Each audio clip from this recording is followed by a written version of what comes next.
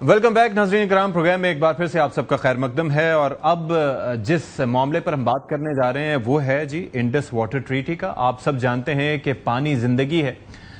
پانی ایک ایسی کموڈٹی ہے جسے پروڈیوس نہیں کیا جا سکتا اور پریزرو ضرور کیا جا سکتا ہے، اور یہی وہ معاملہ ہے کہ جس کے متعلق یہ کہا جاتا ہے کہ آنے والے دور میں جو جنگیں ہوں گی وہ پانی پر ہو سکتی ہیں۔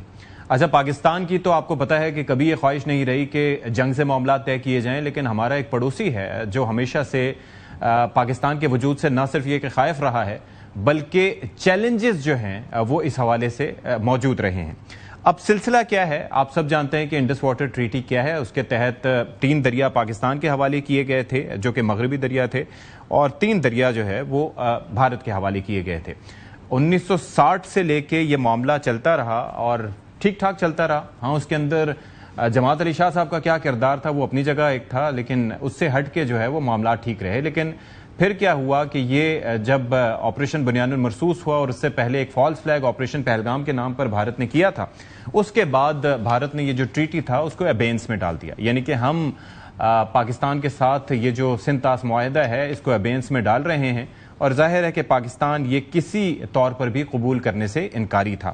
اب یہ ہے کہ پاکستان کی جانب سے اگر ہم بات کریں تو کچھ ایشوز اپنی جگہ موجود ہیں کہ 2 ڈیمز آپ کے پاس بڑے موجود ہیں، یعنی کہ تربیلا اور منگلا کی صورت میں۔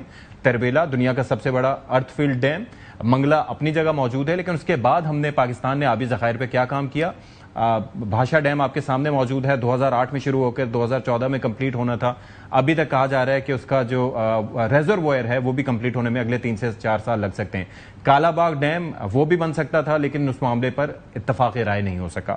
تو چیلنجز اپنی جگہ پاکستان کے اندر بھی موجود ہیں، لیکن اب یہ ریئلائزیشن ہو رہی ہے کہ پانی زندگی ہے، اور بھارت جس طریقے سے چناب کے اوپر اپنا اختیار استعمال کرتے ہوئے وہاں سے کینالز بنانے کے منصوبے پہ کام کر رہا ہے، تو پاکستان کو یہ ریئلائزیشن ہو رہی ہے کہ منصوبہ یہ نہیں ہے کہ پاکستان کا پانی روکا جائے، منصوبہ یہ ہے کہ پاکستان آنے والا پانی اپنی طرف ڈائیورٹ کیا جائے۔ تو اس متعلق آپ یہ دیکھیں کہ مصدق ملک صاحب نے بھی ایک سٹیٹمنٹ جاری کیا ہے جس سے آپ کو صورتحال کی سنگینی کا ادراک ہوگا۔ سنیے ذرا۔ ہم تو اعلان کر چکے ہیں کہ جو ہمارے پانی پہ ہاتھ ڈالے گا ہم وہ ہاتھ ہی کاٹ دیں گے۔ ہم تو یہ اعلان کر چکے ہیں، اور صرف اعلان نہیں کر چکے، 2 مرتبہ 1-1.5 سال میں دکھا چکے ہیں کہ اگر کسی نے ہاتھ ڈالا تو ہم ہاتھ کاٹ دیں گے۔ لیکن سوال انصاف کا بھی تو ہے، ہم تو اپنے آپ کو بچا لیں گے۔ ہماری تو جو افواج ہیں انہوں نے 2 مرتبہ سیسا پلائی دیوار بن کر کھڑے ہو گئے، اور دونوں مرتبہ انہوں نے دکھایا کہ پانی نہیں، ہم تو ہوا کے اوپر بھی ہاتھ ڈالو گے تو ہوا تمہارا ہاتھ پکڑ لیں گے۔ ابھی تک تو ویسے بھارت کوئی ایسی چیز نہیں کر سکا جس سے ہمارا پانی روک سکے، نہ ہم روکنے دیں گے۔ یہ بات بڑی کلیئر ہے، جب وقت آئے گا تو آپ کو جواب اس کا مل ہی جائے گا۔ جواب آپ کو معلوم ہے، سب کو معلوم ہے، ویسے ہی مایوب ہے اس کا بار بار ذکر کرنا، مگر جواب سب کو معلوم ہے کہ اس کا جواب کیا ہے۔ تو ایسی کوئی چیز ہوئی نہیں ہے، ہوگی، ہو بھی نہیں سکتی۔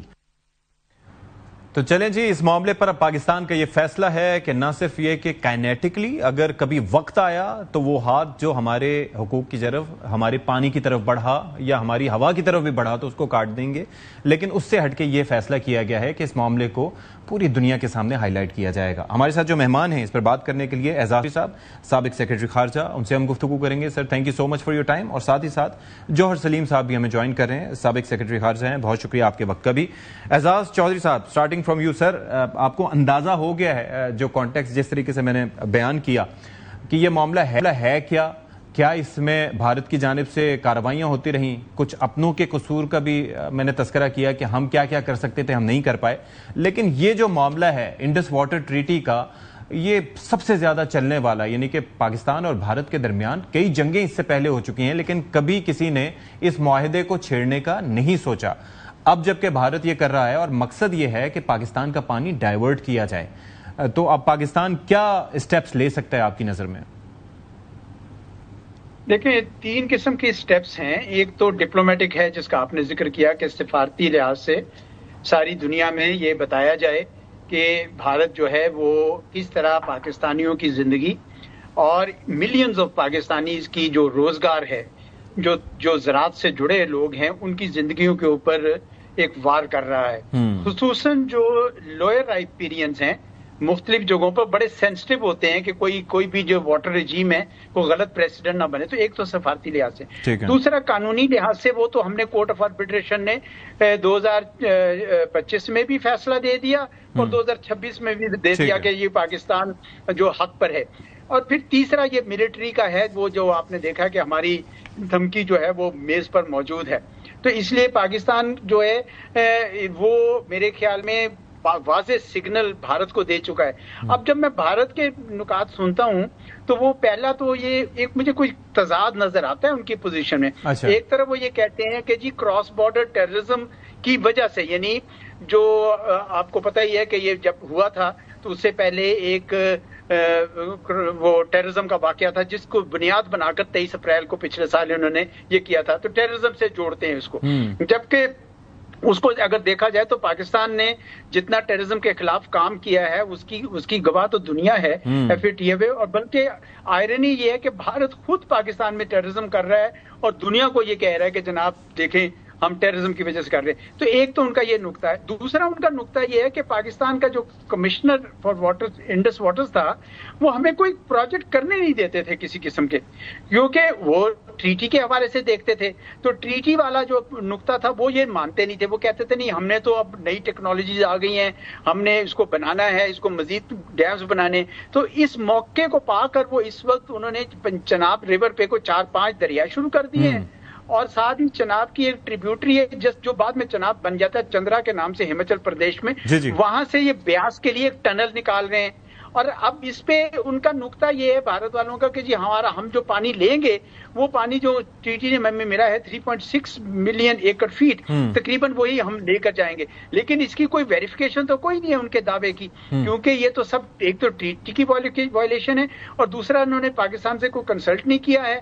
इंडस वाटर कमीशन को मुकम्मल तौर पर उन्होंने उसको यानी वो डिसफंक्शनल किया हुआ है। लेकिन असल वजह पता क्या है, ये सारी दो वजूहत उन्होंने सामने बनाई है। असल वजह यह है कि वो पाकिस्तान को ये फोर्स करना चाहते हैं कि आप ट्रीटी को रीनेगोशिएट करें। ये याद रखें कि भारत के अंदर एक बहुत बड़ी बहस चल निकली थी। बीजेपी की हुकूमत ये कहती है कि पंडित नेहरू ने ये मुआहदा ठीक नहीं किया था, पाकिस्तान को क्यों दे दिया 80% पानी 3 दरियाओं का क्यों दे दिया। अच्छा, ये भूल जाते हैं कि जो 3 मशरकी दरिया हैं उसका 100% पानी उनके पास है, 1% भी पाकिस्तान के पास नहीं है। ट्रू।